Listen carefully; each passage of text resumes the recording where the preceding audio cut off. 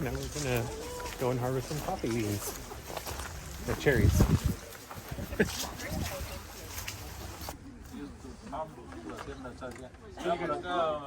make a path on the side. Somewhere on the side, they're gonna have to pass you. Hey guys, no petting that. I know you want to, but no petting the animals.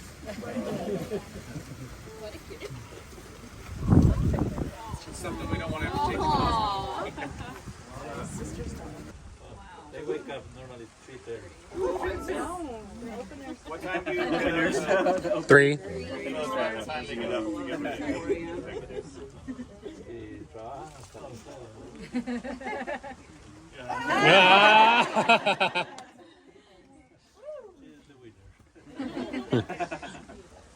Victor, maybe I'm going to give you 15 minutes. There's not enough time. No, we have enough time. We're gonna do this. We're gonna at least cover the bottom. You're listening, right? Thank you. How many on this one? Okay, I think I figured out the right color to pick here. Oh, did you? It's like this, like really grape purple ones. Yeah, because this whole thing just twisted off so easily. Those are still kind of red. I'm just getting my face right in here. Right. I mean, as like a worker, what do you do if you just get to a plant that just does not have anything coming off of it? I just feel like it's a whole waste of time looking at it. Look at all these. Oh, I can't see from this side. Oh, there's some right here. These are all still green. Oh no, I dropped one. Yeah, good luck finding it. That'll make you wonder now where these coffee beans are going to end up. Yeah. Can we track him? Like, so we do more What? God, it's the over-ripened. They're sensitive. I don't know. Just force your way through, I guess. We're also in between all of the plants with a lot less space over here. Oh, really? Well, no, Oh yeah, we're like, I have no space. we're practically bushwhacking over here. Yeah, we are too, so don't feel bad. I am one with the plants. I'm eating a leaf. Oh yeah, I need to taste it. Doesn't matter. You Yep, eat it. really bell peppery. You said bell pepper? Yeah, did you try one of them? The coffee cherries? We're like, wait, what's wrong with that now? Oh, yeah. Yeah, it's like a little bit sweet and kind of like bell pepper. Oh, my God. For some reason, I also get like weird cilantro-esque kind of like herbaceous. What coffee is there? I don't know. What kind of coffee is this? Anyone? What kind of plants are these? Which variety? Oh, this is Owata. Owata? Owata is a Brazilian kind of variety. Okay. It is bell peppery. Yeah, huh? Ooh. Okay, getting low didn't help. Let's try over here. Eating a leaf. It's in my mouth. Yeah, it's roughage. I'm used to it. Middle of nowhere.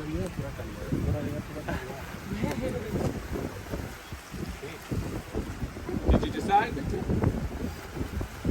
It's hard decision, yeah, but thinking about its quality. I know it looks great. And then a little bit volume. What is in this basket? Diego, there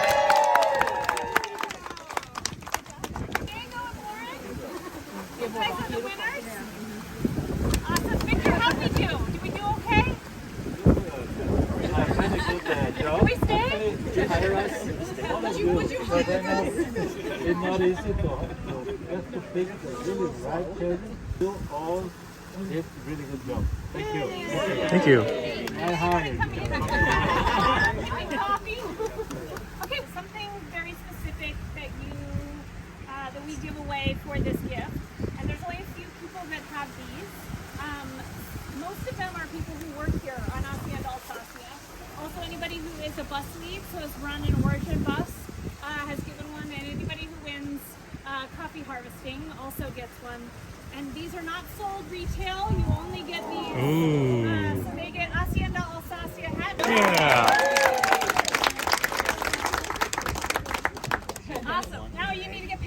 cherries. So what I want everybody to do, everybody say hi to Richard. He's in the tractor. Hello. Richard is going to pay you for your harvest today. I want you to look down in your basket. Can I get one too? And I want you to gather up, maybe using your bus buddy, gather up 25 cherries in your hand. 2, 4, 6, 8, 9. And I want your bus buddy to take a photo of you holding 25 cherries. 16, 17, 18, 19, 20, 21, They can take a photo of you holding 25 cherries. 25. Throw your token back into your basket and hand it back to you. Take a photo of your token. But we might consider donating our tokens to Augusto and Christina since they took time out of their coffee harvesting to be with us today and for sharing their story. Here, I can hold How that. are yours? There we go. Let's get paid. Right.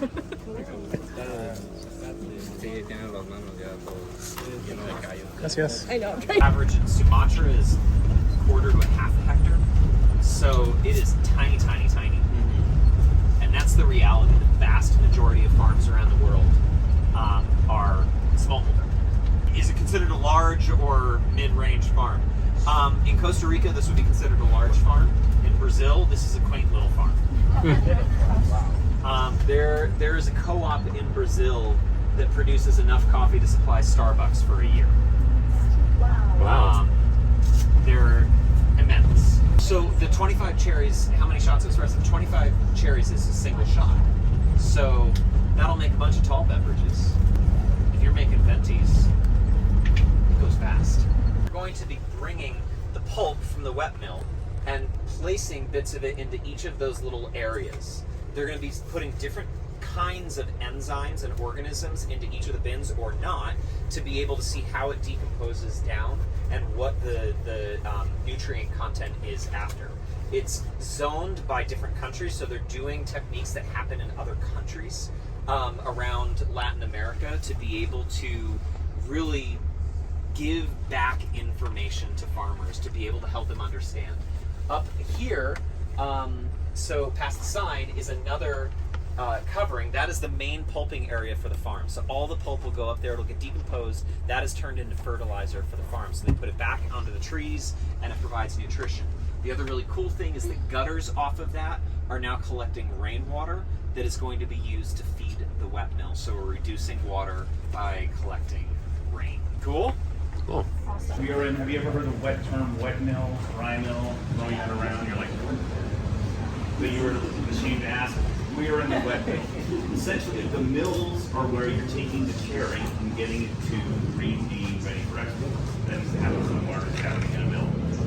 Beginning, they're going to come with the cherry right in front of you and drop it off into this angaria where they'll measure it. Again, 10 koalas equal actually, one angaria. 2 angarias equal 1 fanega. As a rough rule of thumb, 2 of these angarias equals a fanega, which equals about 100 pounds of green bean. That helps put it in perspective. So this whole wet mill is to get the coffee bean out of the cherry. Make sense? Okay. The coffee cherries will be dropped into the pit from the angaria, and water will take it, look at it, chuk. I'm gonna make sounds all the way to the top. So when we start our tour, it's gonna go all the way to the top, right up here. And why are we going all the way to the top? Because we're gonna use one free resource to get it to the bottom, and that is Gravity. Right, so gravity and water will help us get the cherry from the top to the bottom rather than dun. It's gonna start at the beginning. So all the cherries will come up here, and you have ripe cherries, you have unripe cherries, you have sticks and you have stones. So this first trough that you'll see here is essentially separating the cherry from the foreign material, where it'll go into density sorting. So the dense beans, the high quality beans, will sink chuk, right to a different step. And then the lower quality beans will go into different steps onto the separator and then the second quality collection, because all coffee has value. So even if it's not first quality, we still want to sort it out and process that. We just want to process it separately than the high quality coffee. So this is all water and coffee beans going into this sort of it's not like it's a whirlpool, it's a sieve that's collecting all the coffee, draining the water because we want to recycle water, and sending the coffee beans along an auger, which is like a large screw. That auger is going to transport the coffee beans into one of 5, think of it as depulpers and demucilage machines. And Victor, how many kilos of cherry can one machine go through in an hour? You can process 18 annegas each one. So each one will produce 4,500 kilograms of cherry per hour, or a little over 10,000 pounds. of cherry Wow. per hour. In fact, the capacity of this wet mill is more than this farm produces. At the end of the demucilage process, what's coming out is wet green bean covered in parchment, and that is going to go either to one of 2 places. It'll go to the drying patio where it can dry, and we'll get to see that process, or it can go directly to the drying mill, and it can dry in the drying mill, and you'll see that process. You guys can see.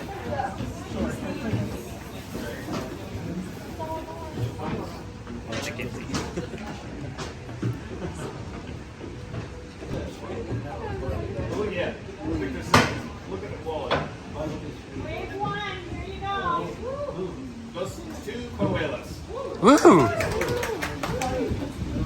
Traceability. Right, we want to know at all times how much coffee is being produced, where it's being produced, and when it's being produced. The one thing that Walter's going to do here is he is keeping track of exactly how much cherry is being delivered. We know where this cherry was harvested. We know what day it is. We know where it's going to be processed. Arlo, Go here. do you want to be a volunteer? So we want to have full traceability of everything that we buy. That's why it's important to measure and to know exactly how much coffee is being delivered and when. So the angeria is full, and we're going to have Arlo release that angeria and drop those cherries into the bottom. Put my leg back. Yep.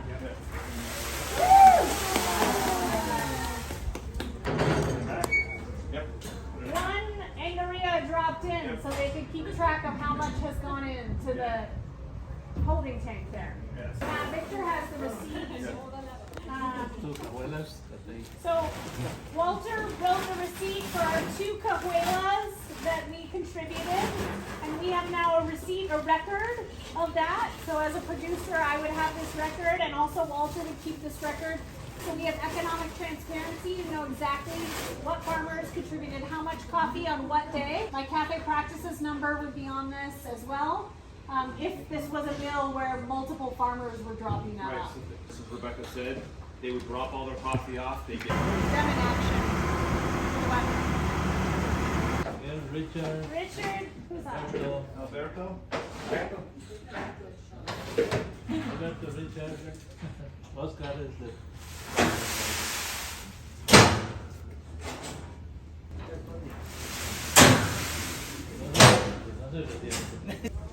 Which will make about 1 3/4 40 pounds of You said one box. 1 box. Half. Me? Where's our roaster? Like, not me.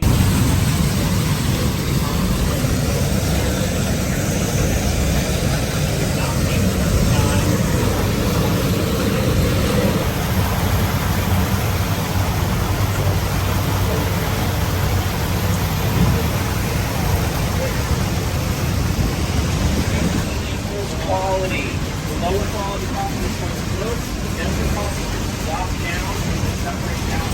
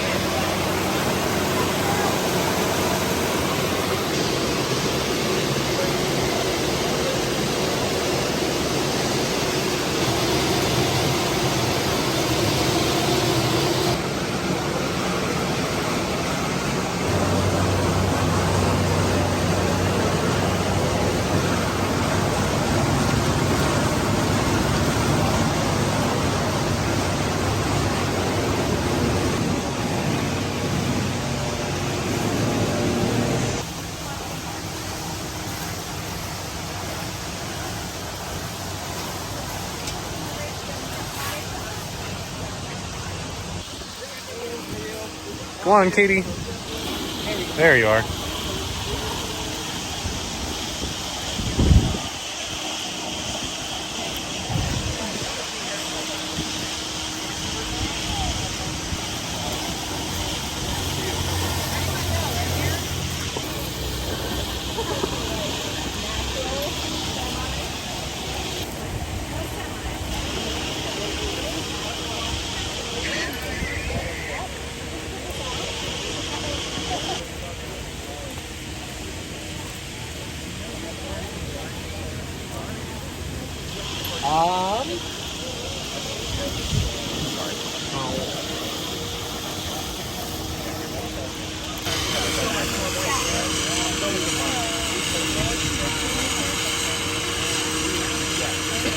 Just check.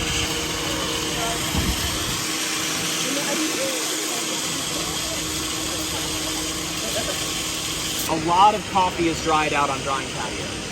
It's what's available. They don't have a drying mill available to them. They're going to use the natural power of the sun to be able to dry the coffee.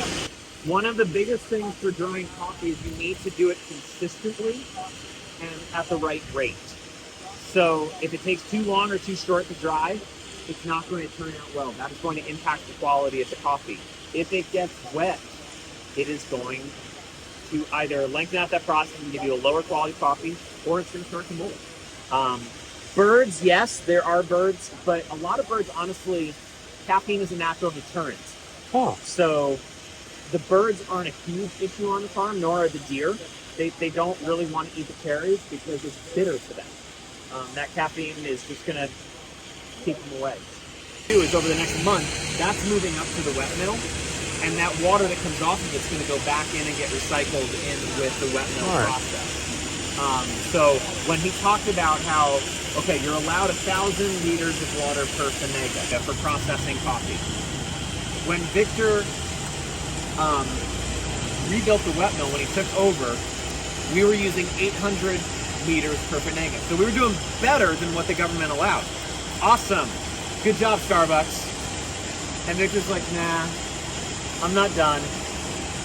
Reducing out those fermentation tanks dropped us from 800 liters per fanega to 200 liters of water per fanega. So when we talk about that 60+% reduction of water, those ecocultures are what the major catalyst is. From there, when he moves this centriflux up to the wet mill, his assumption is that he's going to drop another 100 liters per fanega. Nice. So now he's going to be at 100 liters per fanega using this process. And then adding in the rainwater from the compost station, that's how he's looking at becoming water neutral. Electricity, we're down 50% in electricity usage. The main catalyst for that is the rebuilding of this wet mill. So a lot of wet mills, what you'll see is they'll have these pumps, and the coffee's doing this like, all the way through the system. It comes down and they pump it back up to the top, and it comes down and it comes back to the top. Victor goes, what if we just pump it up once and let gravity do the work? Wouldn't that work? So he designed the mill to be able to accomplish that. And that means the water just needs to be pumped up once. The coffee only needs to get pumped up once. Gravity does the rest, and we're reducing water. Last year's El Roble is for sale right now in the business center. We saw it on the drying patios last year. What we're using is we're using heat at a low temperature to be able to dry the coffee. It reduces the time that is needed to dry the coffee, and it makes it more consistent. And you're going to see huge bins that the wet parchment is coming in, and it's going to collect in those bins. From there, it's going to drop into what are called guardiolas. They're ginormous clothes dryers. That's what they are. You're going to see them rotating, and there's coffee inside those rotating drums that is drying at a consistent rate. There are fins that are flipping the coffee in there to really get full contact with it. This entire dry mill is fueled by two things. That heat is the parchment and the prunings, the trees that have been taken out for new plantings. Oh, smart. So we're not using gas or electricity to heat this at all. The parchment, the big silo, the Alsacia silo at the front, that's all of the parchment. And they pull that back in for fuel to be able to dry. On the other side, they're gonna have coffee resting, and then we're gonna go downstairs and we're gonna see quality metrics. We're gonna see density sorting, we're going to see size sorting, we're going to see color sorting, and then bagging.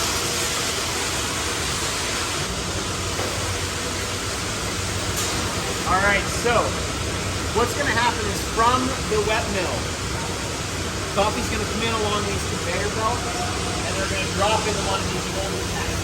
Over on the other side, wood lined containers. So after the coffee is dried in the Guardiolas, it's going to be transferred over to those containers. Coffee has to rest before exporting.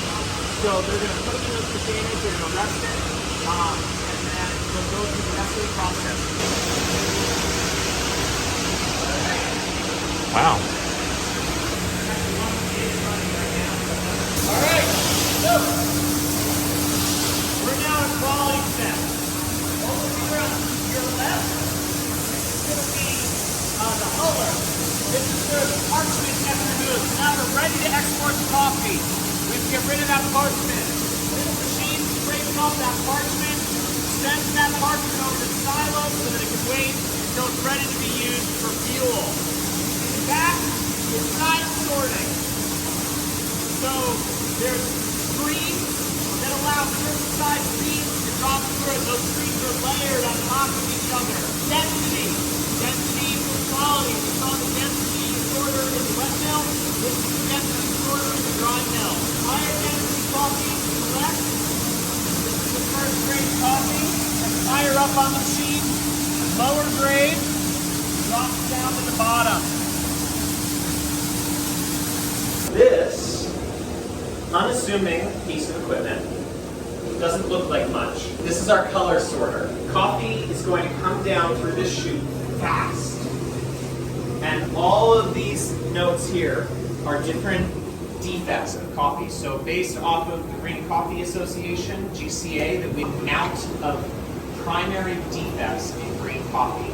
So nothing that will impact flavor, but things like broken beans. We're only allowed a certain number of broken beans per 300 gram sample because more than that is going to impact roasting. So you're only allowed a certain amount of that. This machine calculates that out and it uses light, a laser, to be able to look at every single bean that passes through the machine, and it uses a puff of air to puff out the beans that are defective. It's incredible how the machine does that. So when this is on, you'll see one quality come out the side, another quality come out this side, and it is just a waterfall of coffee.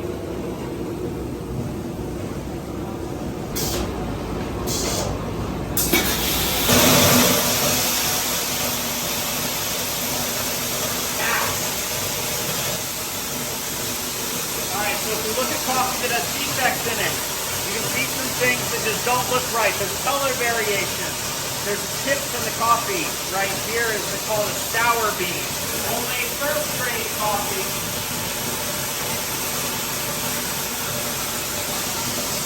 is coming out the side.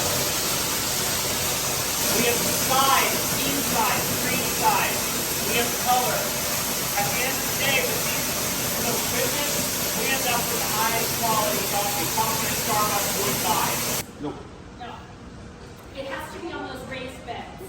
Natural coffee takes about how long to dry? About a month, 30 days.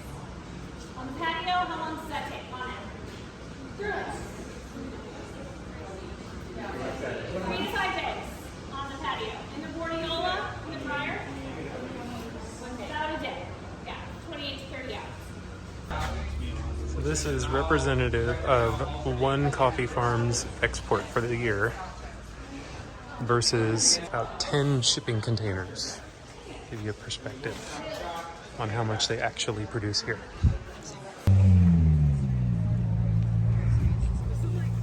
So we got to take, oh, flip your bag around.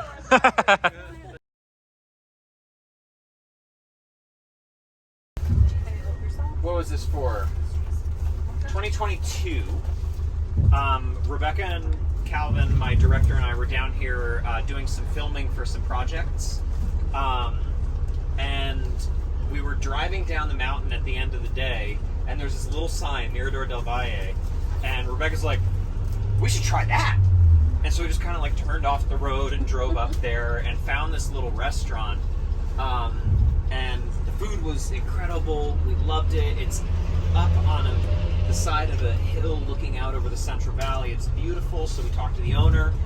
We're like, your restaurant's amazing. We said, we noticed you have an upstairs space. How many people does that space hold? And he's like, oh, let me show you. It holds 50 people. Ooh, what is that? Well, hey, that's a really good number.